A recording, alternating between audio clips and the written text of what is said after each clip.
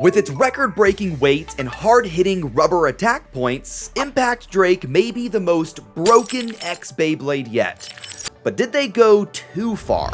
The UX11 ImpactDrake Deluxe Starter comes with the bay itself and a new gray and red pearlescent right spin string launcher. Since this is a right spin Beyblade, the box is in a pretty standard white color compared to the more unique all-black look that we got with Cobalt Dragoon. The entire Drake/Dragoon lineup is pretty odd, but we'll get to that later. On the back is where we see the parts and their stats. The full combo for this release is ridiculous, and it seems like Takara Tomy just wanted to give us one of the most destructive stock combos ever. We also see the portrait for blader Chrome Ryugu, who is now sporting black eyes after seemingly being corrupted by Aero Pegasus user Omega. Very Phi-esque from Beyblade Burst. If any of you guys want to add ImpactDrake to your collections, go and check out sponsor of the channel Mall of Toys. They have Drake as well as Ghost Circle up for sale right now, and of course a bunch of other X releases. So go and check them out, link in the description down below, and make sure to use code ilinnuc to get 5% off. Now let's dive straight into the box, looking at the launcher first, which is just a right spin string launcher. Now, obviously, getting another string launcher starter is great, and this one is releasing almost exactly 1 year after Phoenix Wing.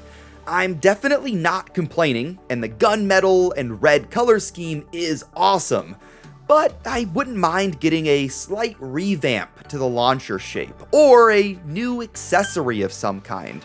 That's just me being picky though, and this launcher is great, especially when you don't have several of them in your collection like I do. The first part of ImpactDrake we're going to look at is the bit, which is LR, or Low Rush. When this part was announced, I and basically the rest of the community were overjoyed. Rush from Dran Dagger is still one of the most popular parts in the Beyblade attack meta, and a new low version could make existing bays like Aero Pegasus and Dran Buster even more powerful. I'm kind of surprisingly just as hyped to get this low rush bit as I am to get the ImpactDrake blade itself. So if you guys want to see full testing with low rush, like I did with Aero Pegasus and Rubber Excel, let me know in the comments down below. But design-wise, Low Rush isn't doing anything crazy, it's just a shorter version of Rush, kinda like how Low Flat is a shorter version of Flat. It's also in this kind of grayish, purpley blue color. Moving on to the ratchet, we have a blue and black 960. While I maybe would have preferred a new part here, there's no denying that 960 is top tier in the Beyblade metagame due to its balanced shape and high burst resistance. This ratchet looks especially good when you pair it up with a blue Phoenix Wing from the Black Shell Random Booster, a fact that Takara Tomy themselves even advertised in their ImpactDrake video. 960 is awesome, and this black and blue color is awesome as well. And while it is a year-old part, I doubt anybody will be complaining. Finally, we move on to the beast itself with ImpactDrake. For this blade, I honestly don't know where to start. I guess we can begin with the fact that this is the first X Beyblade to have a unique material on the blade, this time being rubber. Impact's gimmick is Rubber Attack, and while there are debates out there on whether or not Rubber Attack is actually useful or just a marketing scheme, at the end of the day, this marks a significant milestone for the lineup. We start with Rubber Attack, and then maybe we get a left spin Rubber Spin Stealer, or a dual spin gimmick like Spriggan Requiem and Gravity Perseus. With Beyblade's upcoming CX line dropping in March, we're about to see a major change for the series, and ImpactDrake is just the beginning. Whether or not you think Rubber Attack will make an impact during battle, what do you think of that pun? What will definitely make an impact is the weight. My copy of Impact is right above 39 grams, making it by far the heaviest X-Bay in my collection. I saw some posts on Twitter showcasing similar measurements, and even one showing 39.4 grams, which is unreal. To try and get the heaviest bay possible, I bought 3 ImpactDrakes. The first one was 39.1, like I said earlier, the second was around 38.9, and the third was a shocking 38.3, and I think that's the lightest one I have ever seen. While we definitely are seeing some sort of weight creep, I don't want people to get freaked out about the balance of the game. Remember, Beyblade X launched in July of 2023 with a 38-gram Cobalt Drake. Several months later, we got a 38-gram Phoenix Wing, and now, a year and a half after the series began, we have our first 39-gram blade. I think the weight creep has been pretty manageable so far, and weight distribution is much more important. To a degree. The most popular bay in the meta for 2024 was easily Wizard Rod, which is around 35 grams. Not heavy, but definitely not light. And it wasn't popular because it was heavy, it was popular because the metal was so evenly distributed that the stamina and balance was top tier. At some point though, weight does make a huge difference.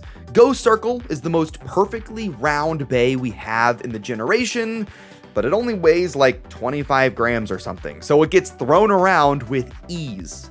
As long as blades aren't too heavy, like 45 grams or something ridiculous like that, or too light like we have with Ghost Circle, I think we're fine. We don't need to worry that Takara Tomy is breaking Beyblade X with power creep. At least, not yet. Takara Tomy and even Hasbro are also going back and remastering releases to be heavier. There's a new mold of Phoenix Wing that reaches 39 grams, and my Target got that new mold already. I will say, I haven't weighed mine yet though, so that'll be for a future video. This whole tangent I'm going on can be summed up with, don't panic if a bay is heavy. Panic if we get Air Knight 2.0 or 45 gram Twisted Tempo. ImpactDrake is a monster, and its competitive uses could be massive. Here's friend of the channel and competitive blader Jacob Pomegranate's take on Impact's competitive potential. Yo, what's up guys, Jacob Pomegranate here, and as a day one ImpactDrake believer, I'm here to provide some awesome insight on how this Beyblade performs, because I was lucky enough to get this release pretty early and take it to a 32 player Beyblade X tournament, where honestly, it carried me in quite a lot of my matches. ImpactDrake's rubber contact points aren't also just for show. Once they hit the opposing Beyblade, it can result in sending them into either an over finish pocket, extreme finish, or a burst. However, ImpactDrake's recoil can also be used against itself, so you'll definitely have to be careful.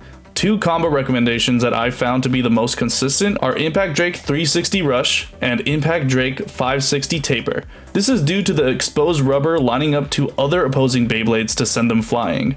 This release might not be meta destroying, but it certainly shifts the meta into an attack type's favor. So let's go to some test battles to see just how strong stock Impact is. Impact up against Black Shell. Oh! Black Shell. Oh! Huge impact, but Black Shell wins that with an over finish, or extreme finish. Gearing up for a major attack. Oh! Huge blows dealt by ImpactDrake. Gonna come down to stamina.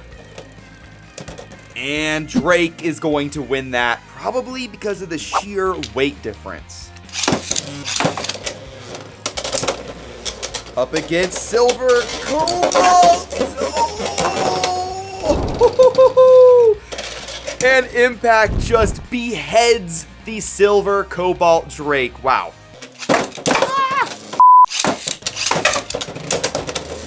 Here we go again. Oh my god! There's so much happening. Okay, and impact yet again. And remember guys, Cobalt Drake is no slouch. This one's at around 37.5-ish grams, so it's still really heavy, but ImpactDrake is just insane. Oh, good, come on. Oh, a lot of speed. Oh, okay. Maybe that was luck. Okay, we'll say that was luck. Oh my god! Amazing strikes! Oh, it went into the extreme pocket and bounced back out.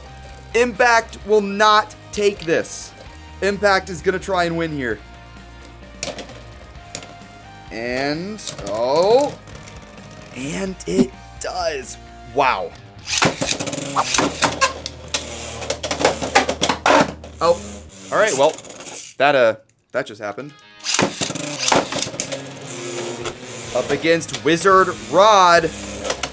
Oh, and just, all right, well, there we go.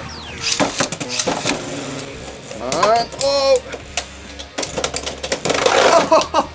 This Bay is an extreme finish beast. This is wild. Saving its power. Oh. Reverse X-Dash a little bit. Come on. Oh. This result is absolutely unreal. Now we gotta put Impact up against one of the most meta Beyblades out right now with Wizard Rod 960 Ball. This Bay isn't as insane as it used to be, but this is still gonna be an amazing test, especially for stock Impact. So let's try it out. Here we go, stock Impact! Oh, not how I expected that to go, but let's try it again.